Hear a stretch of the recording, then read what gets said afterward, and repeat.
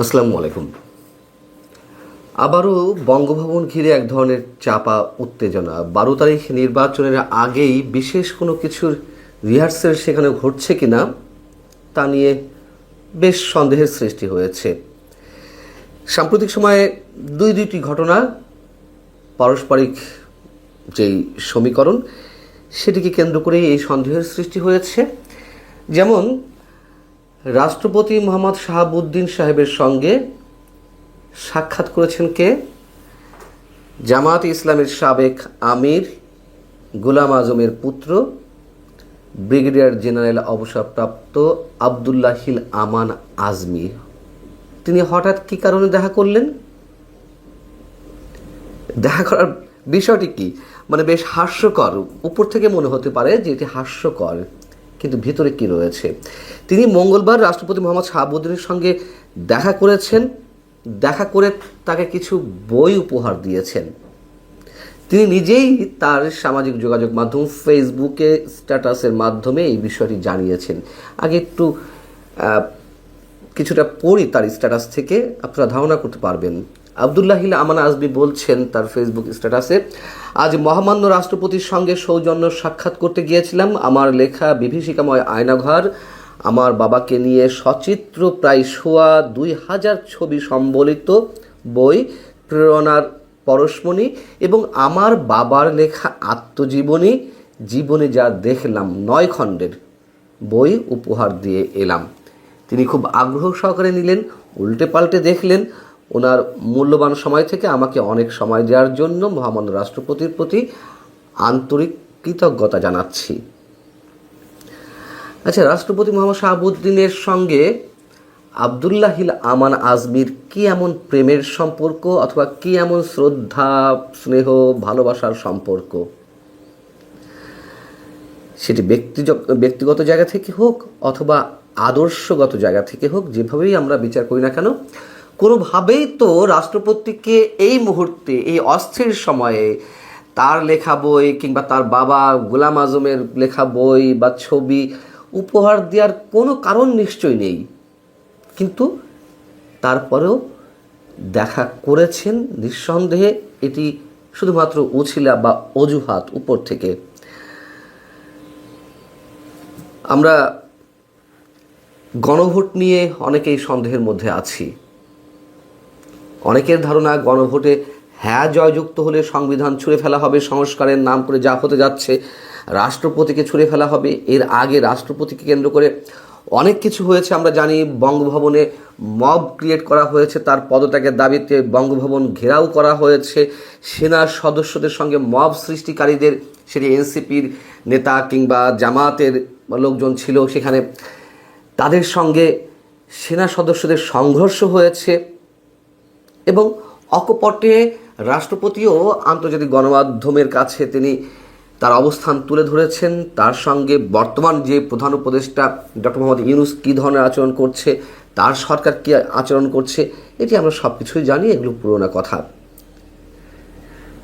সেই অবস্থার মধ্য দিয়ে সেই রাষ্ট্রপতিকে বই উপহার দিতে যাবেন আবদুল্লাহ হিল আমান আজমি সাহেব, এত সহজ মনে করার কোনো কারণ নেই। এবং এই আবদুল্লাহ হিল আমান আজমিকে তো পাকিস্তানের বিভিন্ন পর্যায় থেকে দাবি করা হচ্ছে যে তাকে যেন বাংলাদেশের প্রতিরক্ষা মন্ত্রীর দায়িত্ব দেওয়া হয় বা প্রতিরক্ষা উপদেষ্টা দায়িত্ব দেওয়া হয়, তাকে যেন তা না পারলে অন্তত সেনা প্রধানের দায়িত্ব দেওয়া হয়, এবং নানান ধরনের খবর আমাদের কাছে আসছে। এবং তা নিয়ে এর আগে আমি কথা বলেছি। সেই জায়গা থেকে আবদুল্লাহ হিল আমান আজমি প্রকাশ্যে দাঁত ভাঙা জবাব দেওয়ার কথা বলেছেন আমাকে, সে কথা আপনারা জানেন। যাই হোক, নতুন করে বঙ্গভবনকে টার্গেট করা হয়েছে তার আরও একটি প্রমাণ হচ্ছে জামায়াতের আমির ডাক্তার শফিকুর রহমানের এক্স অ্যাকাউন্ট থেকে দেওয়া তার একটি পোস্টকে কেন্দ্র করে সারা বাংলাদেশে যে তোলপাড় শুরু হয়েছে আমরা সবাই জানি। তিনি তার ওই স্ট্যাটাসে কর্মজীবী নারীদেরকে পতিতাদের সঙ্গে তুলনা করলেন এবং এর বাইরে নারী স্বাধীনতা বা নারীদের কাজকর্ম নিয়ে অনেক ধরনের মন্তব্য করেছেন আল জাজিরার কাছে। সেখানে যা বলেছেন তার সাথে শুধু এই স্ট্যাটাসে পার্থক্য যে পতিতা শব্দটা এখানে ব্যবহার করেছেন, আল জাজিরার কাছে দেওয়া সাক্ষাৎকারে সেই শব্দটি ইউজ করেননি।